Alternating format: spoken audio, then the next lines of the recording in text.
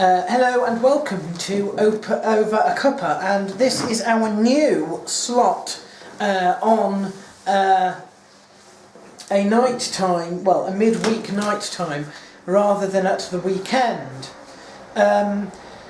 This week I want to talk to you about greed and how greed affects sort of weight gain and weight loss. Obviously a lot of weight gain is to do with overeating, and overeating is to do with wanting more and more and more than you should. And there are various reasons why, psychological reasons why you might want to do that.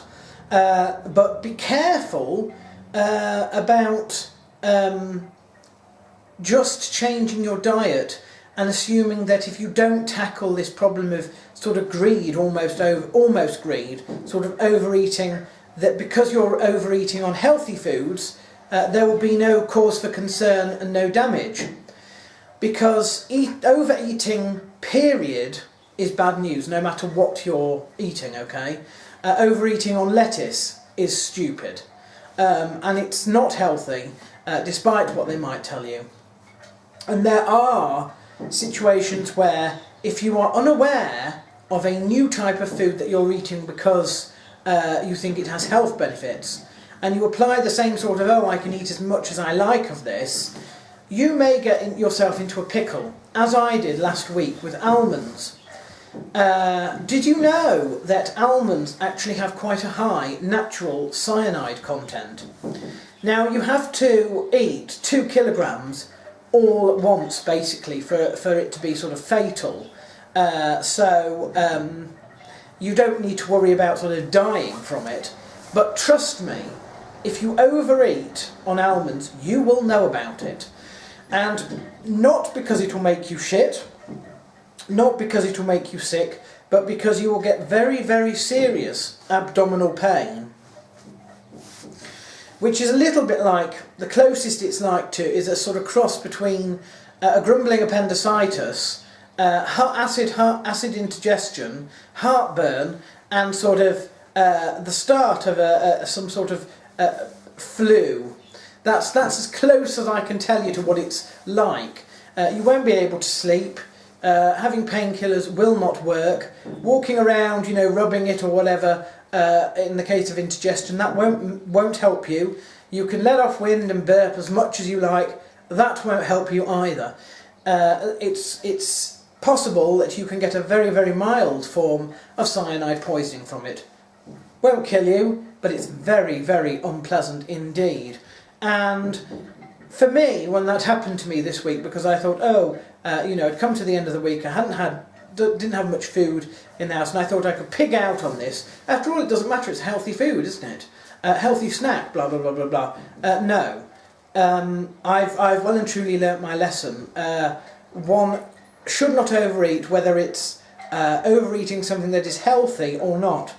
The other thing that you may not be aware of is things like nuts, as well as having a high allergy rating, they also have a very high fat content.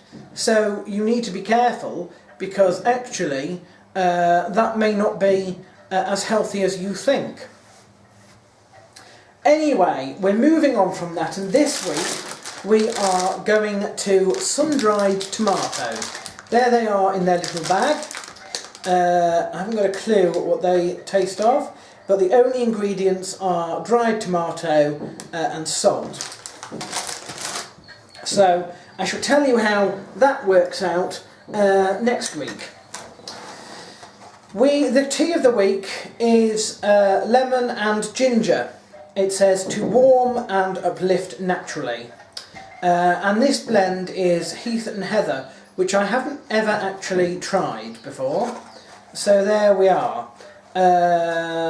What does it say? It's a herbal tea. You don't have it with milk. It smells very sweet. It does smell very sweet. But I don't know. I've been... The colour is sort of, as you might expect, cloudy and a bit like pea. But let's have a sip and see what we think.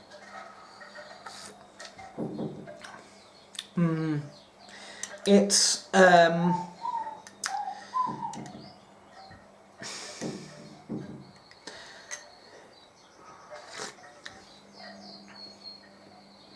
not terribly strong, I'm afraid. The scent is absolutely fantastic. It's one of these teas where you can enjoy the scent, but actually drinking it, you know, is a little bit of a letdown. And that's the issue. In fact, if anything, you can taste the lemon more than you can taste the ginger. So, you know, not really as impressed as I thought I would be with that. But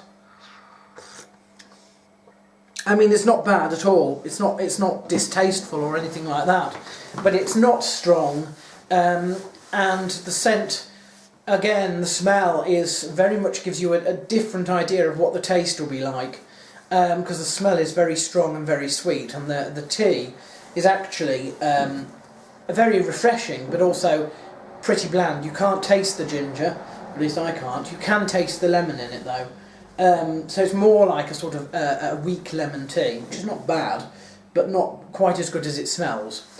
The salad of the week is rocket, wild rocket, and I don't foresee any issues with that because, as you know, I liked the sort of peppery rocket salad, which had sort of mixed rocket in it. So I'm assuming that will be, you know, quite peppery, reasonably sort of hottish, and nice. So I'm looking forward to enjoying that at the allotment this week. So that's it for Over a Cuppa this week. These broadcasts are probably going to be a lot shorter in future weeks, and they're also going to be moved back, so they're talking about health issues rather than dwelling on the whatever it is of the week. And no blends this week, so that's it.